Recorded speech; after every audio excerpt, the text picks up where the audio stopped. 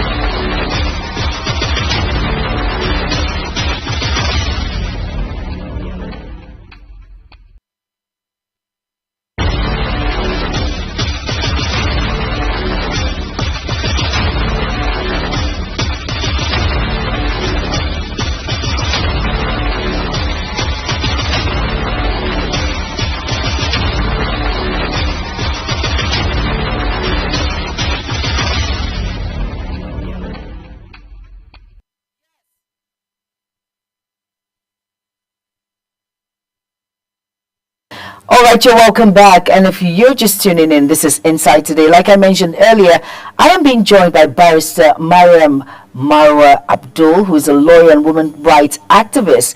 And hi, Mariam, how are you doing this afternoon? I'm fine, thank you. It's great to have you on the program Inside Today. Thank you for having me. So, Mariam, we'll be looking at, like I mentioned, it's all about parenthood and the task of providing guidance for the children. Looking at this critically now, how can parents, would you say parents, caregivers, guardians, effectively communicate with their children to provide that guidance and safe haven? They basically have to understand that the child's right comes first.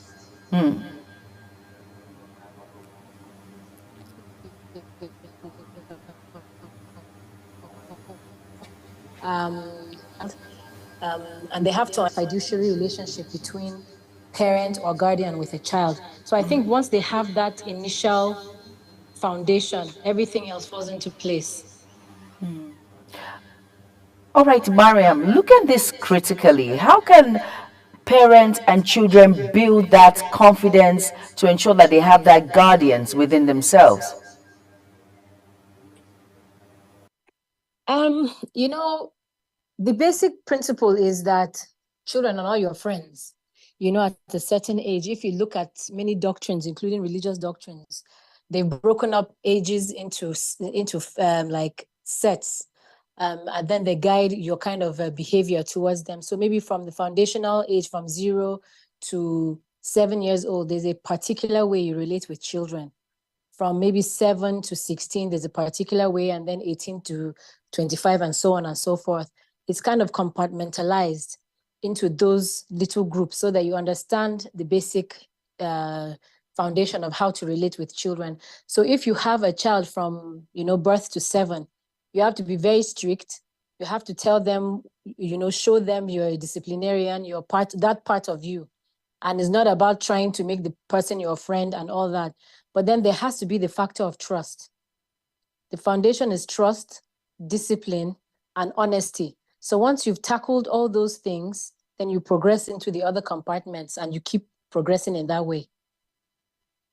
Let's look at the role. Now, what role does setting boundaries play in parental guidance for children? Of course, we understand that growing up, your upbringing might be different from mine and the present day upbringing, where our parents at that point were rigid. They didn't believe in setting, coming together, creating that wide boundary when it comes to the children, and of course, they as parents or guardians. Now, how does this play in guidance for children? Well, since times have changed, everybody keeps on singing it like a mantra. I don't think the human being has changed so much, do you? I think we're still made the same way. Babies and children are still born in the same way. Yes, there are external factors. You have the nature and nurture principle. There are external factors like the computer, what they call Gen Z, and all these external factors. But before they get exposed to that, I think they're with you for 0 to 7 years, like I mentioned. So within those years, if you stick to something, it's not as rigid as our parents were, we can say, because we too were we've changed because our parents' generation and their parents' generation has changed as well. But at the same time, we need to put our foot down and try our best to encourage and maintain some kind of decorum in this generation.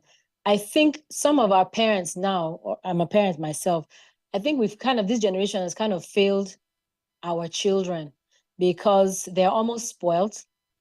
They actually don't have a lot of things that we had in those days, which is like discipline, the authority, the assertion, and no. You can hardly hear no. So I think we really have to go back to the drawing board and stop pointing fingers at external things like a play box, or what's this thing that they play, games, and all these AI and stuff like that. At home, they were with us, so we have the responsibility to groom them.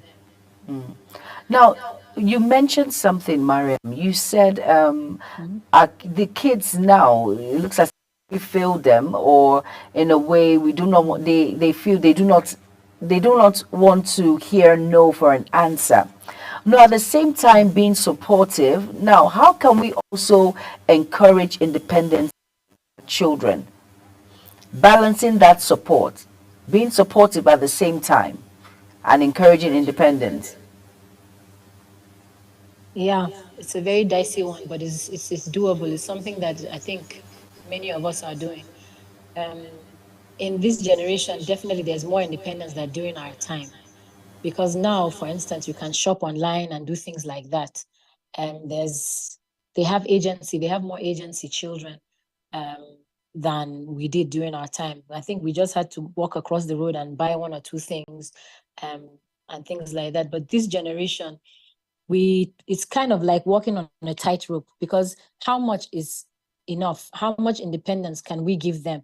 Because already the society has made it, or the world now has made it, that they have some kind of autonomy, some kind of independence already, because of interaction with internet and so on and so forth. A child now, let's say between the ages of 13 to 18, can order clothes, can order shoes and all that with the adult's credit card. I don't think there's somebody on the other end saying, oh, you sound like a child, or you type like a child. Nobody's doing that. They have that independence already. So it's just kind of like to tweak it, as parents, and kind of monitor it and safeguard them, because I think the idea of independence is already there, and it's like a very dangerous kind of thing. I don't even want to go into people that go on Facebook and meet strangers, and go on all these apps and meet strangers and get I injured understand. and do suicide things because somebody said, and all that. I think we have to really be careful with this, with the kind of autonomy we give our children. Now let's look at the angle of values and morals. I know you're a lawyer now, and you know that you have the tactics. You know the tactics of how to wiggle around all of that. Now, what strategies can parents use to instill these values and morals in their through kids? Because if you look at the society, most children now, values and morals are thrown in the dustbin. Most children hardly say good morning when they see individuals, unlike growing up. Like, you see everyone, even when you're not related to that individual, or you're related, you must learn to say good morning. But now, instilling these morals and values in our How can we do that? Through guardians. Yeah, I think it still comes back to the early days. We failed in the foundation. And I always mention it, even when I have clients come in and complain about their children taking drugs and being suicidal. And, I even go into child labor issues and stuff like that, out of school children. I always say the foundation is not too late, but once that foundation is lost, unfortunately, it's very, very difficult to instill what is right and what is wrong. If at that basic level, you didn't teach your children how to greet, for instance, how to even pray, how to have etiquette for eating food, etiquette for greeting, since we're in Nigeria, have good manners when you're outside, indoor voice, outdoor voice, and all those little tiny things that culminate into disrespectful children later and become kidnappers and bandits and murderers. We need to have that foundation. And so when parents come and say, oh, I didn't do this, I didn't do that because the child would have cried or this and that, I try and tell them, fine, it's not too late. You can instill some kind of decorum and some kind of etiquette, in the child. Um, but it seems, most of the time it's like it's almost too late. That's how they see. So it's difficult for them to even control the child at that point. So I always, sing it like a song. Try and do your foundation right, because then it's almost impossible. It's almost impossible. All right, Mariam, I want to ask a question. Now, I think the reason why some children rebel and they do not want to be under the umbrella of guardians when it comes to parents, their guardians, or whoever is actually leading them toward that right path is because parents don't listen. They tend to talk and nag and say a lot of things, but they do not sit down to listen. Now, how important is active listening in the process of providing that guidance for the children when a parent sits down and actually listens to this child talk? The African mentality we find ourselves, the parents the ones that do the talking. You just keep quiet and say yes, even when you do not understand what it is. But do you think parents are lacking in that area of not listening and understanding the child in order to lead that child to the right path of guidance? Yes, I think the general African mentality is not to listen to the child. Excuse me. It's more of I've told you something and therefore do it. That's the kind of attitude we've had over the years. And I think time has progressed to the point that there should be actual dialogue. There should be listening and answering sessions, and then it goes both ways. Because if you remember, even corporal punishment in school has been banned. It's even illegal here in Nigeria, for the fact that you can't impart knowledge in a child when you're beating the child. So it's more of a dialogue kind of thing. So your question is very apt. I think it's very important that parents try and have this dialogue, this conversation with their children on everything, even if you're tired from work or you're tired from oversleeping in your house or tired from house chores or whatever it is, or even, fathers and guardians and all that, and people in local parentis, they have that, they should develop rather that kind of dialogue thing with children. And of course, listening, like you said, because if we don't listen, we don't hear the emergencies, we don't hear the cry for help, we lose it. We don't understand where the child is coming from. And it's even more so if the child is not your child, your biological child. If the child is, like you've mentioned, a guardian, I think it's even more that so that you have to get really involved in that child. And then, of course, if you're being bad to the child, you've lost both ways. So dialogue is quite key.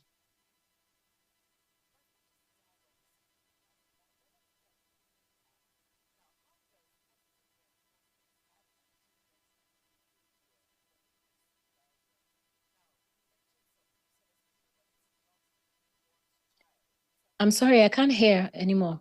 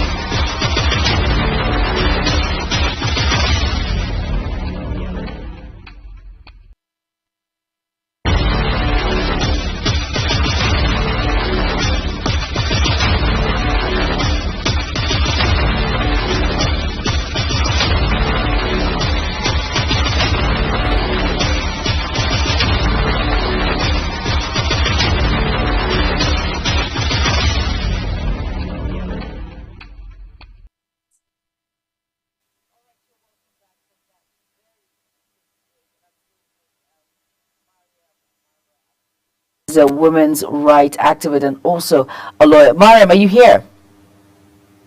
Yes, sorry, I couldn't hear. Yes. Now, like I mentioned, I said, what impact does positive reinforcement have on children's behavior when it comes to guidance? Yeah, it goes a long way because then you've changed the whole dynamic of whatever it was that was wrong in the first place in terms of foundation or in terms of communication. So once you take off your I know everything hat, you now can become somebody who is, almost at a level playing field with the child. And then that really that positive exchange, occurs. Without that, it's you've lost the child.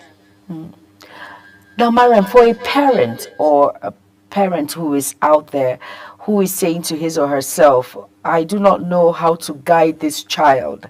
I have no idea. Where do I start? You mentioned something. You said the child is with you from 0 to 7 years, 8, 9, 10, till he gets to his preteens, before being a teenager, starts mixing up with other individuals, having friends, peer pressure comes in, and all of these things encompass. Now, how this parent's going through this issue of this child is slipping away and he doesn't have the right foundation. How do they balance it?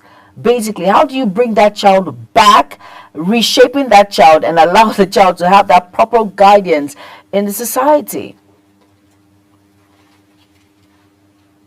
Most of the time, if you don't have that expertise as a parent, it's not everybody that's born a parent. You know what I mean? You can father or mother a child biologically, but you don't have the intellect or the compassion or the wherewithal to groom a child into what a child is supposed to be like in society.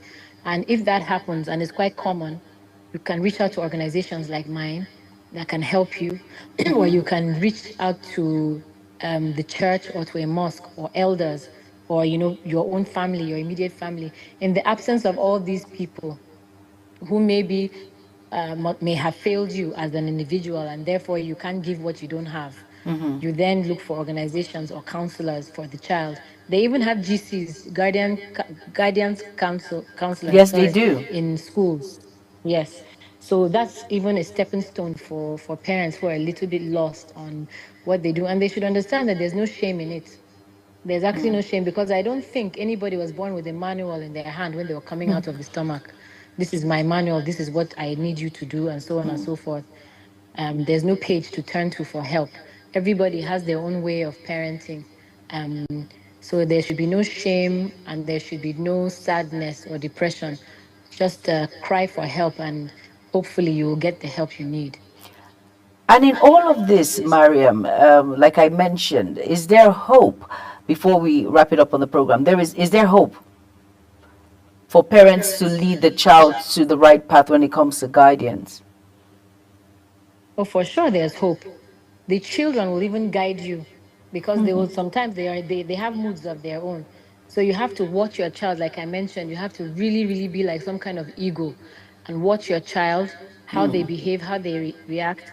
I'll tell you a quick story about a school that I know. The parent came and complained to me that her child fell into depression once she entered junior secondary school. She wasn't fun anymore. She didn't eat on the dining table. She didn't watch news with them and things like that. So she didn't know what to do and she was losing her child. So I told her, why don't you go to the child? Don't force her to come down and do all the activities she did in primary school, Exactly. but at least try and make her mix, when she's alone, call her down, talk to her and things like that. We have to do that. We need to watch because they will lead us in the right direction. If you turn a blind eye and you're upset and you beat or you will lose that child forever. Forever. So as parents, we need to kind of there's going forward, there's positivity.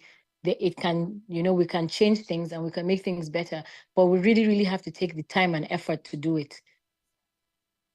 Thank you so much for bringing together this particular program, talking about Inside Today Parenthood, the task of providing guidance for the children. Thank you so much, Barrister Mariam Marwa Abdul, for being a part of the program. And of course, Mariam Marwa Abdul is a lawyer and women's rights activist. Thank you for being a part of the program. Thank you for having me. All right, as we wrap up the program, I need us to understand that parents can provide guidance for their children by fostering open communication, setting clear boundaries and offering support and encouragement. By actively listening to their children, parents can understand their needs and emotions better, helping to build a strong parent-child relationship. Positive reinforcement, consistent discipline, and being good role models are essential components of effective guidance. Now, through nurturing independence, resilience, and empathy, parents can empower their children to navigate challenges and grow into well-rounded individuals. Thank you all for being a part of Insight today. Hope you've learned one or two about parenthood and guiding the child. I am Jumai Manson. Thank you all so much for being there. Bye-bye.